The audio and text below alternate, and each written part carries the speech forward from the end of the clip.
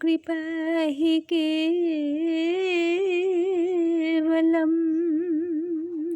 ॐ गुरुकृपा हि केवलम्। ॐ गुरुकृपा हि केवलम्।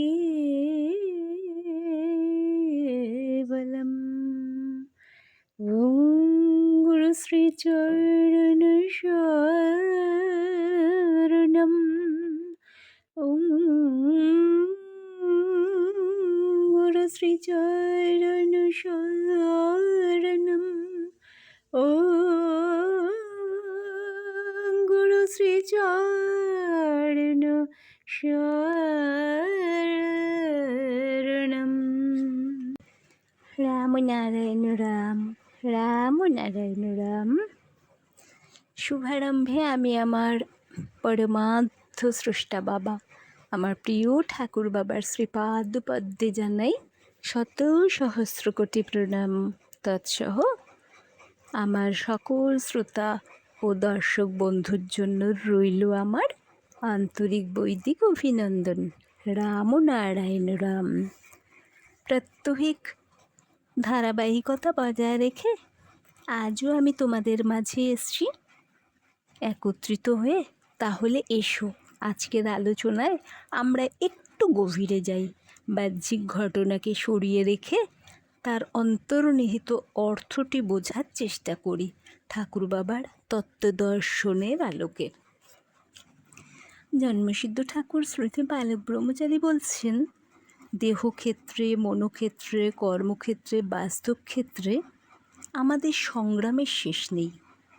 প্রকৃতি রাজ্যে অনুকূল শক্তি এবং প্রতিকূল শক্তি আর বাস্তবের সুর শক্তি ও অসুর শক্তির সংগ্রাম সব সময়ই চলছে, চালিয়ে যেতে হচ্ছে। কুবৃত্তিগুলো পরমাত্মীয় রূপে তোমার দেহে ও মনে বিরাজ করছে। এদের যদি বাধা না দিয়ে প্রশ্রয় দেওয়া হয়, তবে এদের প্রভাবে বাইরের সমাজ সংসারে দানব গোষ্ঠীর মাথাচাড়া দিয়ে ওঠার সম্ভাবনা থাকে। জীবের উপর সুবৃত্তির থেকে কুবৃত্তির প্রভাব অনেক বেশি শক্তিশালী। কুকাজের পরামর্শে লোককে যত সহজে টানা যায়, সুপরামর্শে ততটা টানা যায় না। বিরুদ্ধ শক্তির প্রভাবে লোভ, লালসা, প্রলোভন ইত্যাদি স্বার্থবোধের দিকটা সমূহ ভালো লাগে এবং জীব মাত্রই সেদিকে ঝুঁকে পড়ে। সুপরামর্শের থেকে কুপরামর্শগুলি মনের ভেতর তাড়াতাড়ি প্রভাব বিস্তার করে এবং শীঘ্র কাজ করতে থাকে। অপরদিকে সুবৃত্তির প্রভাব ও ক্রিয়াশীলতা ধীর কিন্তু স্থায়ী। এদের ধীর গতির সুযোগ নিয়ে কুবৃত্তিগুলি তাদের সুপরামর্শের পরিবর্তে কুপরামর্শের জালগুলি খুব তাড়াতাড়ি বিস্তার করে ফেলে সকলকে সেই জালে আটকে ফেলতে চেষ্টা করে। ফলে সাময়িকভাবে এদের জয় হয়, সাময়িক বাহবাটা নিজেদের সীমাবদ্ধ দলের কাছে পেতে থাকে। যত বাহবা পায় ততই তারা হিংসার পথে, স্বার্থের পথে চলতে থাকে। কিন্তু তাদের মধ্যেও জ্ঞান, চৈতন্য ইত্যাদি আছে। এই সুবৃত্তিগুলির মাঝে মাঝে ঠিক তাদের বুঝিয়ে দিচ্ছে, তোমরা অন্যায় করছো, ভুল পথে যাচ্ছ। বাইরে যতই বীরত্ব দেখাক, ভুল যে তারা করছে সেটা তারা ঠিকই বুঝতে পারছে। কিন্তু ওই সকল কুবৃত্তির প্রভাব কাটিয়ে ওঠা তাদের পক্ষে সম্ভব হচ্ছে না। তারই প্রভাবে লোভ, লালসায় মত্ত হয়ে কুকাজে প্রবৃত্ত হচ্ছে। ওইভাবেই বিরুদ্ধ শক্তির প্রভাবে সমাজের বেশিরভাগ লোক প্রভাবান্বিত হচ্ছে। ফলে স্বার্থান্বেষী গোষ্ঠী বাড়তে থাকে। দেহই বলো আর সমাজই বলো, মনই বলো আর মানবতাই বলো, এদের রক্ষা করতে হলে ওই সব শক্তিশালী, প্রভাবশালী, দ্রুত ক্রিয়াশীল কুবৃত্তিগুলিকে বাধা দিতে হবে। গীতায় বলছে, জয় পরাজয়ের কথা চিন্তা না করে নিজের মনের কুবৃত্তিগুলির ধ্বংস করো আগে। এরাই তোমায় সরিয়ে দিয়ে তোমার ক্ষেত্র দখল করার চেষ্টা করছে। তুমি মনে করছো তারা তোমার পরম আত্মীয়, পরম বন্ধু, তোমার হিতাকাঙ্ক্ষী, তোমার শুভাকাঙ্ক্ষী, এই বুঝটাই তোমাকে ভুলের পথে টেনে নিয়ে যাচ্ছে। এই বুদ্ধিটাই তোমার বিভ্রান্তিকর। এই বুদ্ধির জন্যই তোমার মধ্যে সৃষ্টি হচ্ছে দ্বন্দ্ব, চাঞ্চল্য, অস্থিরতা। এগুলি মৃত্যুতুল্য।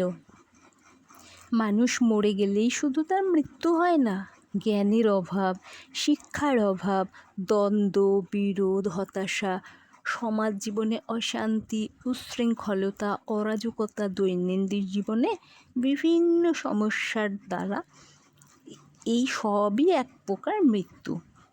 আমাদের জীবনের চলার পথে আমরা কত দিক থেকে মৃতবৎ হয়ে আছি তা বলে শেষ করা যায় না।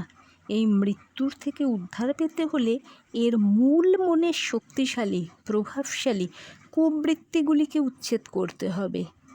এইগুলিকে উচ্ছেদ করতে হলে প্রকৃতিজাত বিরুদ্ধ শক্তির সাথে লড়াই করে চলতে হবে। তোমার সুবৃত্তিগুলিও সহজাত এবং অত্যন্ত শক্তিশালী। কুবৃত্তিগুলির মতো দ্রুত ক্রিয়াশীল না হলেও এদের প্রভাব দৃঢ় ও স্থায়ী।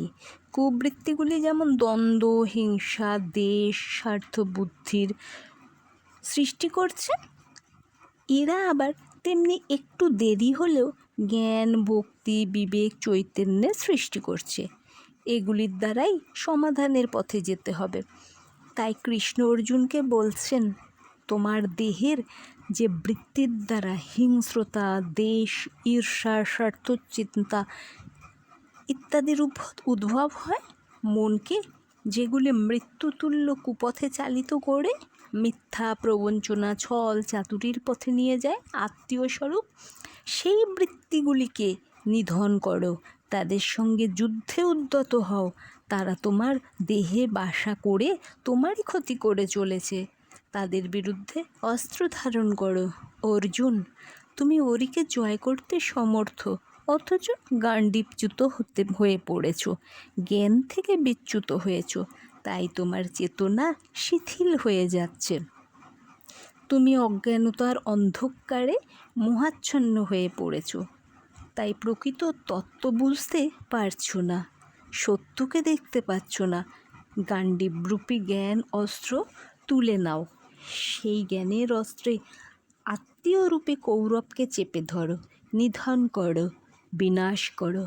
কৌরবরূপী উত্তেজক বৃত্তিগুলি যদি তোমার দেহে অবস্থান করে, তোমাকে সৎকর্ম, সদ্বুদ্ধি থেকে সরিয়ে দেওয়ার চেষ্টা করে, তুমি কেন তাকে টেনে ফেলে দেবে না? রাবণ সাধুবেশে সীতাকে গণ্ডীচ্যুত করেছিল বলেই সীতার যত দুর্ভোগ। ঠিক সেই রকম বিরুদ্ধ ধ্বংসাত্মক শক্তিগুলোই পরম আত্মীয়ের পোশাক পরে সাধু বেশে তোমাকে তোমার স্থান থেকে ছিনিয়ে নিতে চেষ্টা করছে, তোমাকে গাণ্ডীবচ্যুত করেছে, জ্ঞানের গণ্ডি থেকে সরিয়ে দিচ্ছে। ভুলে যেও না, তাদের বাইরের রূপটাই শুধু আত্মীয়ের, ভিতরের স্বরূপ দানবের। প্রকৃতির ক্ষেত্রে যেমন চলছে, বাস্তব ক্ষেত্রেও তেমনই চলছে। দেহক্ষেত্রে তাদের যদি বিনাশ করা যায়, মনোক্ষেত্রে তাদের যদি বাধা দেওয়া যায়, তবে বাস্তব ক্ষেত্রেও এদের বাধা দেওয়া এবং বিনাশ করা সম্ভব। তবে একটা কথা বিশেষভাবে মনে রাখবে, অসুরের পর অসুর নিধন করে অসুরকে নির্মূল করা যাবে না। তাদের এক ফোঁটা রক্ত থেকেই আবার শত শত অসুর ভবিষ্যতে গজিয়ে ওঠার সম্ভাবনা থাকে। যে মূল থেকে তাদের উৎপত্তি, তাকে যদি উচ্ছেদ করতে পারো, তবে আর সমাজে স্বার্থবুদ্ধি সম্পন্ন অসুর সৃষ্টি হওয়ার ভয় থাকে না। এর মূল আছে তোমারই দেহ ও মনের গভীর স্তরে। তাই বলেছিলাম, প্রত্যেকেই নিজের নিজের ভেতরের অসুরগুলিকে দমন করো, দেখবে তার ফলস্বরূপ বাইরের সমাজ থেকে অসুর বংশ ধ্বংস হয়ে যাবে। একটি বীজও আর কোথাও অবশিষ্ট থাকবে না। তাতেই দেশের প্রকৃত কল্যাণ সাধন হবে। যেদিন অসুরের মূল স্বরূপ নিজের নিজের কুবৃত্তিগুলিকে উচ্ছেদ করতে পারবে, সেই দিনই সুদিন ফিরে আসবে। সেদিন সমাজে অভাব থাকবে না, দারিদ্র্য থাকবে না, কোনো সমস্যাই থাকবে না। আগুন এবং আলো একই বস্তু থেকে সৃষ্টি হয়, পাশাপাশি এদের বাস।